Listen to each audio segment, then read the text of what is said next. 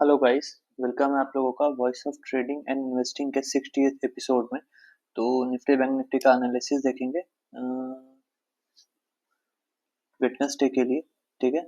और उससे पहले आज के दो ट्रेड्स मैं डिस्कस कर देता हूँ। ठीक है, जो मैंने आज इंट्राडे में लिए हैं। तो अगेन निफ्टी आज देखो गैप डाउन खुला। ठीक है, और गैप डाउन खुल के बुलिश तो नहीं हुआ, पर हाँ ऊपर गया। तो gap gap down bullish structure इसने क्रिएट किया है और कल के क्लोजिंग प्राइस के आसपास जाके क्लोजिंग दे दी है। ठीक है, 36 point down Nifty, 130 points down bank Nifty. ठीक है, अब आज के ट्रेड्स देखो। आज का सबसे बेयरिश सेक्टर था, ठीक है, ऑटो सेक्टर। ठीक है, उसमें से पहला ट्रेड मेरा मैं आपको अपना धन का पोर्टल भी दिखा दूंगा जिसपे मैंने ट्रेड लिया है। ठीक है, पहला ट्रेड मैंने बजाज ऑटो में लिया। अच्छा खासा 1:3 पॉइंट समथिंग का रिस्क टू रिवॉर्ड रेशियो मिला है। ठीक है, एक जगह भी a not even a single place यहाँ पे ट्रेलिंग एसएल हिट हुआ है। ठीक है, आप देखो इसमें। ठीक है, यहाँ देखो लोअर लो क्लोजिंग मिली, ट्रेलिंग एसएल आता है 75.21 का। ठीक है, फिर यहाँ पे लोअर लो क्लोजिंग मिली 7435 पे, ट्रेलिंग एसएल आता है 7484 का। फिर लोअर लो क्लोजिंग मिलती है, कहीं भी ट्रेलिंग एसएल हिट नहीं हुआ। लास्ट में मैंने ये 3 बजे की कैंडल पे ना 73.31-33 के आसपास कहीं पे मैंने मार्केट टू मार्केट एग्जिट किया एकदम नीचे। क्यों? इंट्राडे का टाइमिंग खत्म होने वाला था, लास्ट के 10 मिनट है। ठीक है, ये साइडवेज बिहेव कर रहा था, निफ्टी टॉप पे था। अगेन यहाँ पे मैंने एग्जिट क्यों किया? ठीक है, 20 मिनट तो बचे हुए थे ना, फिर भी क्यों? क्योंकि निफ्टी देखो 3 बजे के आसपास डे हाई पे ट्रेड कर रहा था, कर रही थी। ठीक है, निफ्टी क्या थी? डे हाई पे ट्रेड कर रही थी। मेरा स्टॉक नीचे अच्छा खासा मोमेंटम 1:3 का, तो 3.77 का दे रहा था। ठीक है, एक चांस क्या होता है ना कि ये एक बड़ा स्पाइक इसमें आ जाता है, बहुत सारे स्टॉक्स में आता है लास्ट मोमेंट पे। ठीक है, निफ्टी डे हाई पे थी तो हो सकता था एक बड़ा स्पाइक आ जाता और अच्छे खासे प्रॉफिट्स चले जाते। तो मैंने इसको मार्केट टू मार्केट 3 बजे एग्जिट मार दिया। ठीक है, अगेन यहाँ पे देखो स्टॉक डाउन ट्रेंड में है, कल के लो के नीचे था। ठीक है, जहां ही रिट्रेसमेंट पे मेरे को एंट्री मिली 9:30 में ही। ठीक है, 75.57 पे एंट्री है, 76.18 का एसएल डाला मैंने बफर लेके और अच्छा खासा रिस्क टू रिवॉर्ड रेशियो मिला।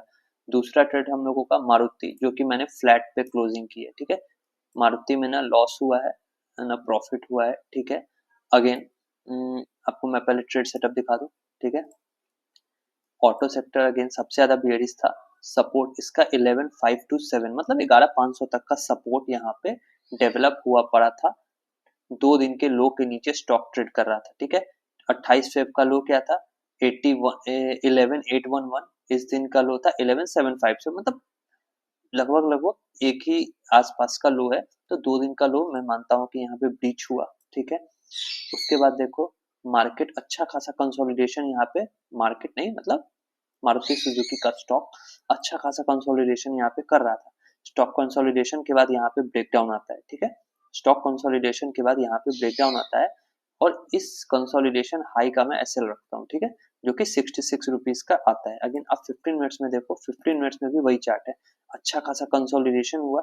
ठीक है, और यहाँ पे ब्रेकडाउन आ गया। ठीक है, तो एक अच्छा खासा ट्रेड सेटअप यहाँ पे डेवलप हो रहा था। ठीक है, रिट्रेसमेंट में मैंने इसको 11,610 पे सेल किया रिट्रेसमेंट में। अगेन ठीक है, यहाँ पे मैंने बाई नहीं किया कि ये रिवर्सल है, नहीं, ये ऊपर आ रहा था तो मैंने इसको शॉर्ट सेल किया यहाँ पे।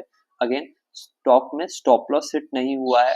ठीक है, ये मतलब साइडवेज हो गया, ऊपर जाके साइडवेज हो गया, बाद में फिर ये नीचे आया। ठीक है, तो ये 3-5 की कैंडल पहले मैंने 3 बजे बजाज ऑटो को एग्जिट मारा, बाद में 3-5 की कैंडल पे मैंने इसको जो स्टॉक मैंने 11,610 पे खरीदा है उसको मैंने 11,620। ठीक है, अगेन 11,620 पे मैंने बेच दिया, 10 रुपए का माइनर सा लॉस है। ठीक है, 67 रुपीज का एसएल था। ठीक है ना, तो एसएल हिट नहीं हुआ है और माइनर सा लॉस। ठीक है, कोई ज्यादा ये नहीं होता है, और वो मैंने फ्लैट पे इसको क्लोज किया। क्यों?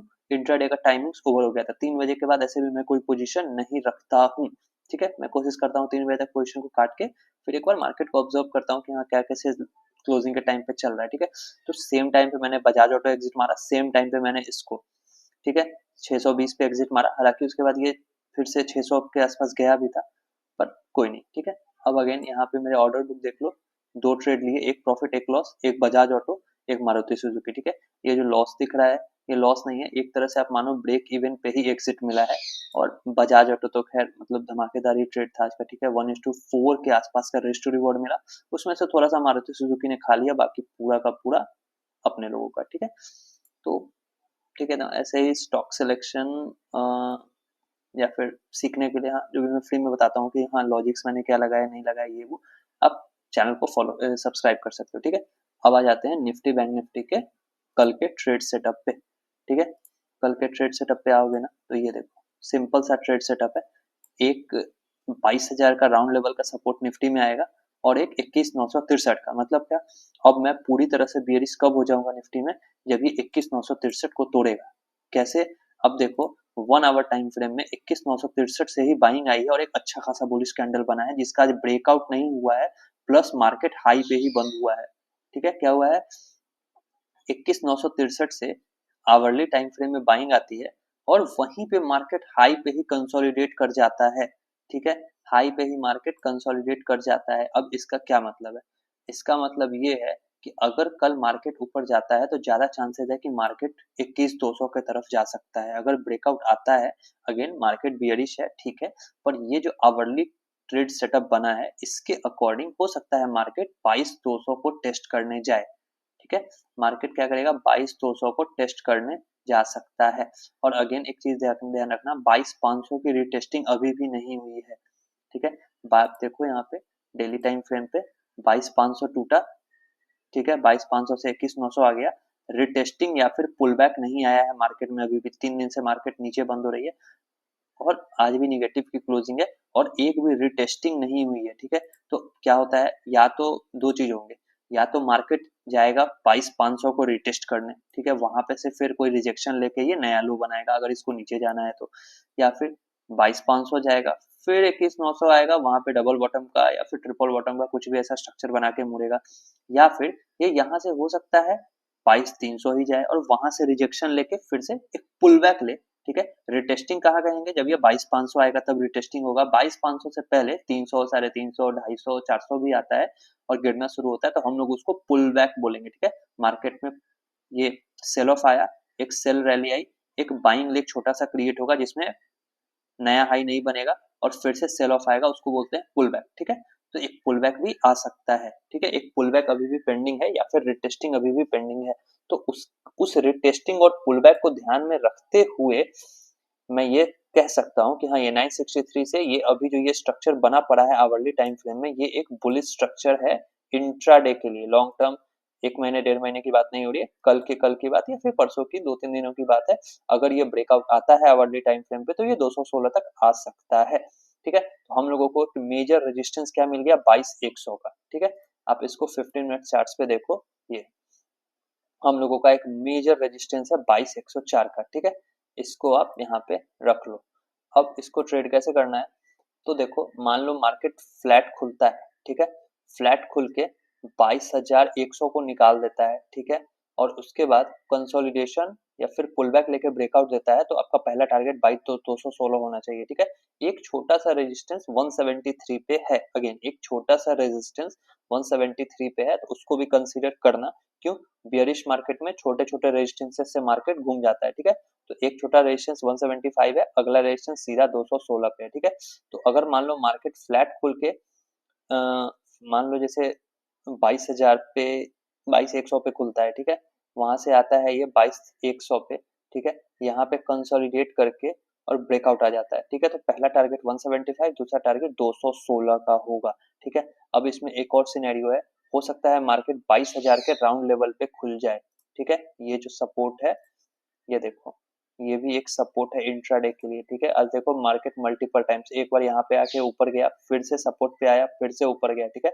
तो इंट्राडे में कल के लिए ये एक सपोर्ट है, ठीक है। अगर मार्केट रेंज में खुलता है, अगर गैप अप खुल गया इस रेजिस्टेंस के ऊपर तब एक कहानी अलग है, फिर इसकी जरूरत नहीं है। अगर गैप डाउन खुल गया फिर इसकी जरूरत नहीं है, पर अगर मार्केट डे रेंज में खुल जाता है तो फिर ये बहुत ही इंपॉर्टेंट लेवल हो जाता है। अगर मार्केट 21,000 से 21,031 के रेंज में खुल जाता है और खुल के ब्रेकआउट आता है ऊपर की तरफ तो हम लोगों का पहला टारगेट 22,100 होगा। अगर इसी सपोर्ट पे खुल के ब्रेकडाउन आ जाता है तो फिर हम लोग वेट करेंगे, क्यों, क्योंकि 22,000 का साइकोलॉजिकल लेवल एक सपोर्ट रहेगा। अगेन उसके नीचे मात्र 40 पॉइंट बनते हैं मैं अगर मेरी जो स्टाइल है उसमें मैं ये वेट करूंगा कि ये 40 पॉइंट भी मार्केट गिर जाए, उसके बाद में मेरे को अपॉर्चुनिटी मिले तो मैं फ्रीली इसको सेल करूंगा फॉर अच्छे रिस्क टू रिवॉर्ड रेशियो। ठीक है, अब अगर मान लो ये 22,100 पे फ्लैट खुला और एक ग्रीन रेड कैंडल बनता है, कंसोलिडेशन और ब्रेकडाउन आ जाता है, तो आपका पहला टारगेट 22,000 होगा। 22,000 टूटता है तो फिर 22,963 को ये टेस्ट कर सकता है।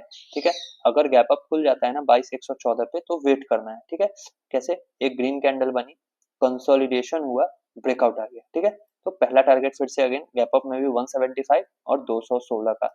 अगर किसी कारण से ये 966 पे खुल जाता है, ठीक है, 966 पे, तो क्या है, आज का डे लो कल के लिए सपोर्ट है, तो यहाँ पे हम लोगों को वेट करना होगा। अगर ग्रीन कैंडल बनती है, कंसोलिडेशन और ब्रेकआउट आता है, तो पहला टारगेट 22,000, उसके ऊपर 22,064 एंड देन 22,099। ठीक है, और अगर ये टूट जाता है नीचे की तरफ, ठीक है, मान लो मार्केट गैप डाउन खुल गया 963 पर, पहले ही 5 मिनट की कैंडल टूट गई, ठीक है, सपोर्ट को तोड़ दिया, कंसोलिडेशन और फिर ब्रेकडाउन आता है, तो फिर आप इसको डेफिनेटली बेचो। 21,800 का टारगेट आपको डेफिनेटली ही मिलने वाला है यहाँ पे। ठीक है, अब आ जाते हैं बैंक निफ्टी पे।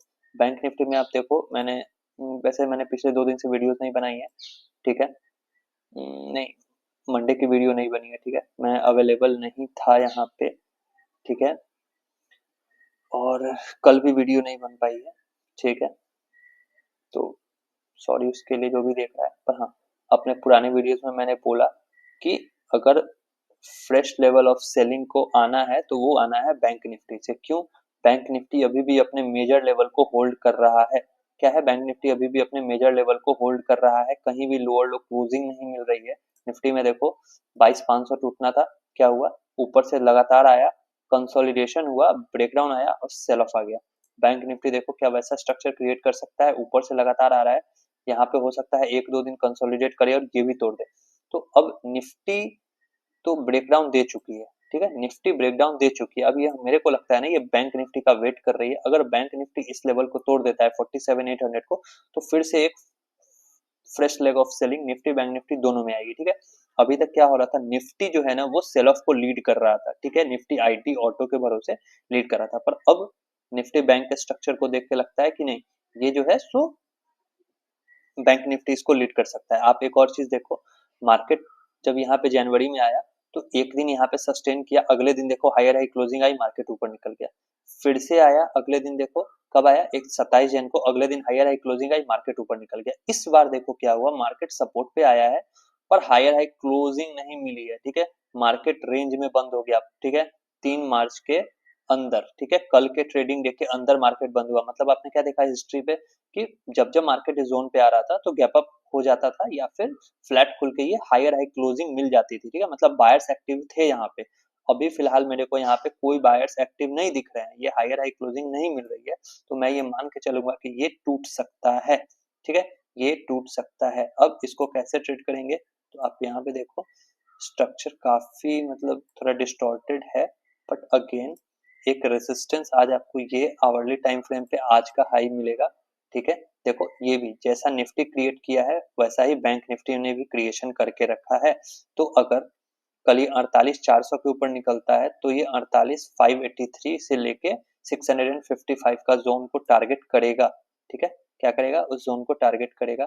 अब देखो मैंने आवरली में मार्क किया, यहाँ पे 15 मिनट्स में चार्ट ही नहीं आता, ये क्या धन वालों का जो है ना, ये थोड़ा क्विक ब्रोकर है। ठीक है, इस मतलब यहाँ पे अगर आपको खरीदना बेचना है, स्कैल्पर ये आता है और मतलब काफी क्विकली इस पे काम हो जाता है। ठीक है, तो इसलिए मैं इसको यूज करता हूँ, वरना ये पता नहीं एक नई प्रॉब्लम कहाँ से आ रही है।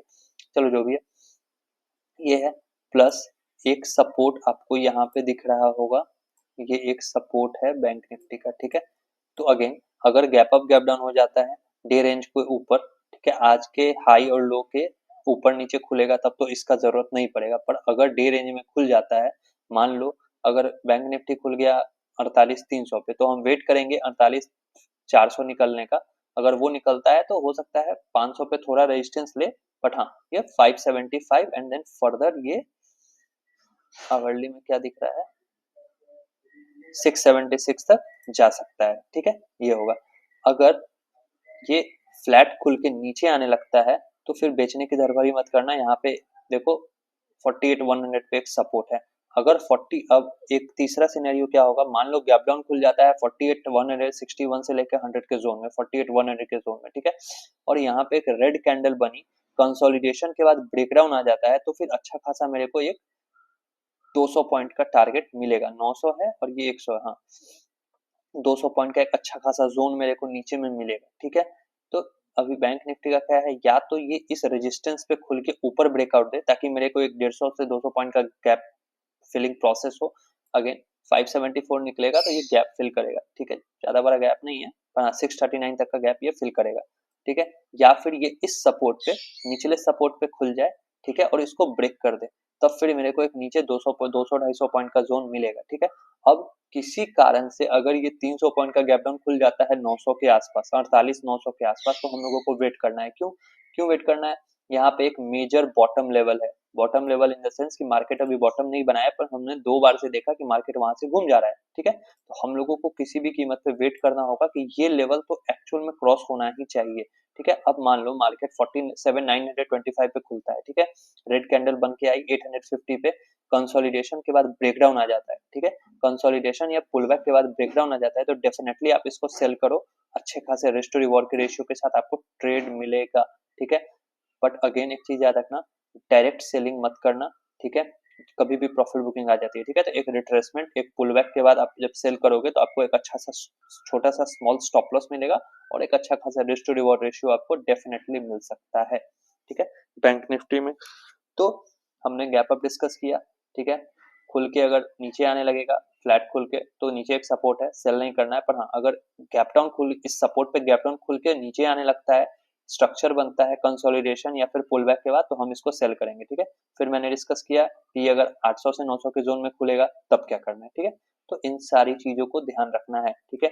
अब हम ये तीनों बातें क्यों करते हैं, क्योंकि हम लोगों को या मेरे को या आपको ये नहीं पता कि मार्केट कल कहाँ खुलेगा।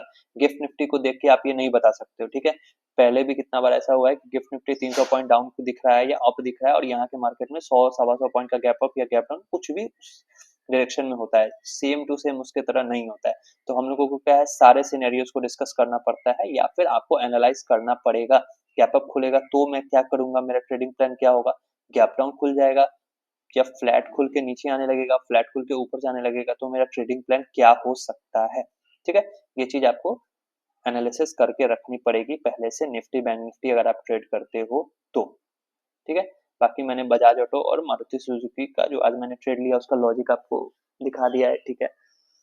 तो यही था आज के लिए, ठीक है। चलो, वीडियो पसंद आ गई हो तो लाइक कर देना वीडियो को, ठीक है, कमेंट्स करो, अगर कुछ आपको लगता है मैं गलती कर रहा हूँ या फिर कुछ भी ऐसा बता सकते हो तो यार बता दिया करो, ठीक है। और चैनल को सब्सक्राइब कर लेना, ठीक है। मिलते हैं कल के वीडियो में, बाय।